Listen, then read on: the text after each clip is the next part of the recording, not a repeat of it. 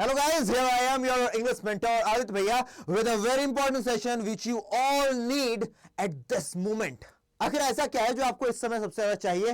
वो चीज है पेपर प्रेजेंटेशन। तैयारी तो हो गई है, लेकिन लिखेंगे कैसे? तो बाबू मोशाय, I have got a copy of one of the toppers और मैं आपको दिखाने वाला हूं कि किस तरीके से वाकई में टॉपर्स लिखते हैं। और मैं बिल्कुल भी झूठ नहीं बोल रहा, मेरे सामने एक कॉपी आप देख सकते हैं, इंग्लिश कोर सब्जेक्ट कोड 301, यानी कि इंग्लिश की बात हो रही है। भाई साहब 27/2000 पता है सब, ठीक है, कोड नंबर सब पड़ गया।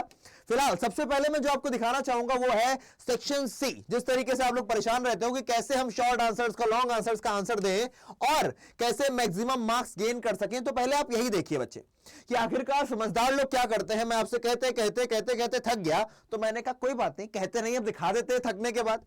तो आपको मैं दिखाने के लिए लाया हूं कि कैसे एक समझदार आदमी सेक्शन सी, यहां से ये बच्चा शुरू कर रहा है अपना सेक्शन सी, ठीक है ना। क्या शुरू कर रहा है? सेक्शन सी शुरू कर रहा है। आई थिंक आप ये पढ़ पा रहे हैं। मान लीजिए क्वेश्चन में लिखा गया होगा किसी, वो जो आपका चैप्टर गोइंग प्लेसेस, उसका कोई एक्सट्रैक्ट दे करके, या फिर कोई क्वेश्चन पूछा गया, आई डोंट रिमेंबर क्या क्वेश्चन होगा।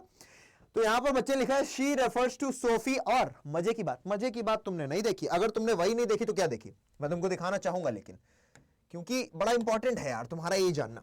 यहां पर लिखा है सी रेफर्स टू सोफी, जहां पर मैं आपको ये सोफी, जरा आप इस सोफी को बहुत गौर से देखने की कोशिश कीजिएगा। इस सोफी को देखिए जरा।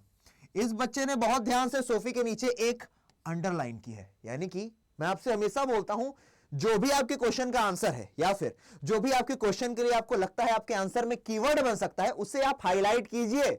बाकी सब तो भाई साहब रायता है जो फैलाया गया है 30 से 40 वर्ड्स तक पहुंचने के लिए। अदरवाइज आपको नंबर यही वर्ड्स दिलाते हैं। देखो मास्टर भी एकदम समझदारी के साथ उसने देखा होगा, देखो इसी जगह टिक लगा हुआ है, मैं इसको हटा देता हूं। आप देखो टिक कहां लगा है, जिसने एग्जामिनर ने कॉपी चेक की, देखो टिक कहां लगा है, जस्ट सोफी के नीचे, क्योंकि शायद इस आंसर के लिए सोफी एक अपने आप में कीवर्ड था, एक मेन आंसर था। पूछा गया था भैया यहां पर किसकी बात की जा रही है, so she refers to Sophie, यहां पर ये सोफी की बात की जा रही थी, ठीक है, ये क्लियर हुआ। आगे teenage girl who lives with her family and is currently attending high school, she is the current protagonist of going places by A R. Borton. कितना सही तरीके से आंसर लिखा है, बहुत ही पिद्दी से क्वेश्चन को भी इस बच्चे ने फैलाया है। यह फैलाना जरूरी है क्योंकि आपको वर्ड काउंट आपको मैनेज करके रखना है। आइए आगे बढ़ते हैं।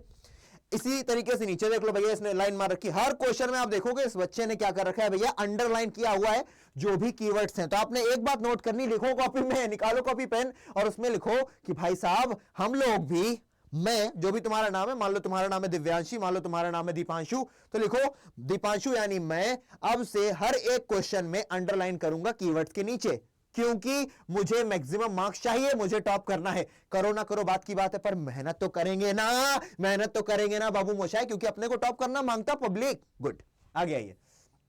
ये आपने देखा, शॉर्ट आंसर हो चाहे लॉन्ग आंसर हो, बेटा इस बच्चे ने लॉन्ग आंसर में भी, देखो बड़ा सा आंसर दिख रहा है, इसका बड़ा सा आंसर दिख रहा है, इसमें भी इस बच्चे ने लाइन हर जगह अंडरलाइन की हुई है, और जहां जहां अंडरलाइन की है उसी के आसपास देखो टिक आ रहा है। यानी कि जो मास्टर है वो भी देखेगा यार, जो चेक कर रहा है ना एग्जामिनर आपको, वो भी देखेगा कि यार बच्चे ने कहां पर, जो दिखाना चाहोगे भाई वो देख लेगा। बाकी राइटिंग इसकी साफ सुथरी दिख ही रही है यार, है ना, इसने कर्सिव राइटिंग का यूज किया हुआ है, अच्छी सी इसकी राइटिंग है, तो इसको तो नंबर मिलेंगे। हालांकि वो लोग परेशान ना हो जिनकी राइटिंग अच्छी नहीं है, बेटा सिमेट्री बना करके रखना, मैं आपको बता चुका हूं, ठीक है ना।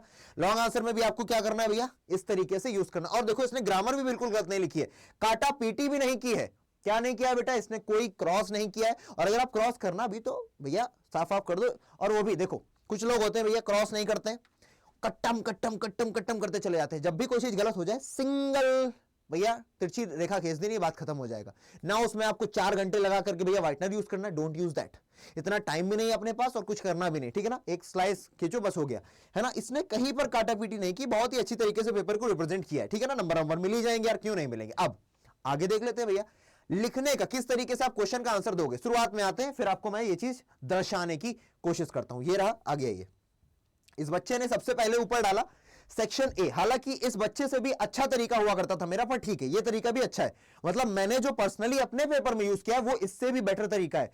आपको एग्जामिनर को मौका देना है, जगह देनी है। इस बच्चे ने जगह थोड़ा कम दी है मैं कहूंगा, लेकिन तब भी पर्याप्त है। एक लाइन यहां पर इसने छोड़ी है, देखो 1A आंसर दे रहा है, 1A 1B 1C 1E 1E, है ना। जितने भी 5 क्वेश्चन करने थे तो इस बच्चे ने भैया A को किया, B को किया, C को किया, D को छोड़ दिया, E और F को कर दिया, यानी कि इसने इतने 5 क्वेश्चन यहां पर कर दिए और 5 के आंसर दे दिए। अब अगर मैं समझदार बच्चा होता तो मैं एक पन्ने में करता, इसने ये जो पूरा का पूरा पन्ने में शुरू कर दिया ना, काफी भर दिया है, इसी एक पन्ने में करता, यहां पर करता, एक लाइन खींचता, बी लिखता, एक लाइन खींचता, सी करता, एक लाइन खींचता, हर एक के लिए एक एक लाइन छोड़ता, क्योंकि एक एक नंबर हर एक का मिलने वाला था। उसके बाद अगले ने 2a लिखा है, मैं यहां पर बीचम बीच लिखता। अगर मैं आपको अपने भी तरीके बता रहा हूं, बाकी आप इस तरीके को भी यूज करोगे तो कोई बुराई नहीं, बस आपको एग्जामिनर को ज्यादा क्लियरिटी देनी है। आप बीच में लिखिए आंसर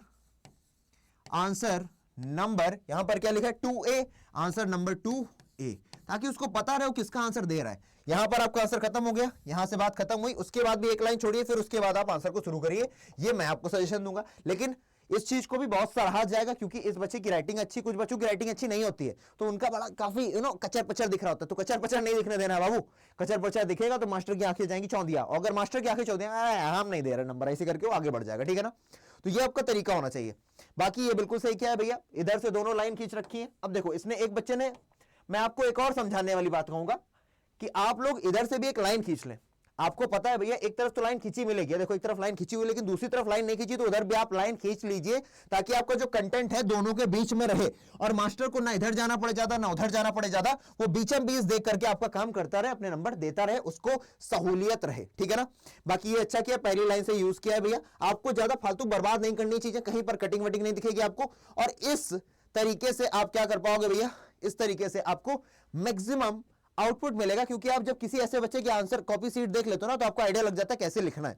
राइटिंग अच्छी लिखिए, प्यार से लिखिए चीजों को, ग्रामर गलत मत करिए, कटापीटी मत करिए, कटापीटी करने से बचिए, आंसर लिखिए, उसके बाद एक दो लाइन छोड़िए ताकि आपको नंबर दिया जा सके। बाकी आई थिंक आपको कोई समस्या परेशानी नहीं होगी, और अगर कोई है तो आप कहां पर मुझे मैसेज कर सकते हो, मेरी ईमेल आईडी जो कि है aditya.tiwari@adda247.com। क्या है मेरी ईमेल आईडी, aditya.tiwari@adda247.com। कोई समस्या परेशानी आ रही है, आप मुझे मेल कर सकते हैं। और अगर आप लोगों में से कोई भी सीयूटी की तैयारी करना चाहता है तो जरूर कीजिए सीयूटी की तैयारी। बस आप लोग मुझसे एक बार कनेक्ट कर लीजिएगा, और मुझे इसी ईमेल आईडी पर एक मैसेज कर देना, और उसका भैया क्या होना चाहिए, सब्जेक्ट होना चाहिए सीयूटी बैच। क्या होना चाहिए उसका टाइटल, सीयूटी बैच। बाकी आपको इसमें अपना कॉन्टैक्ट नंबर जरूर देना है, और एक और चीज मुझे जरूर देनी है, वो है आपका नाम, ठीक है ना। नाम और कॉन्टैक्ट नंबर देना है, then I will connect with you and I will let you know किस तरीके से आप सीयूटी का कौन सा बैच ले सकते हैं, कौन सा आपके लिए बेस्ट रहेगा। मिलते हैं अगले सेशन में, तब तक के लिए आदित्य भैया लेते हैं आपसे विदा। Bye bye, sayonara.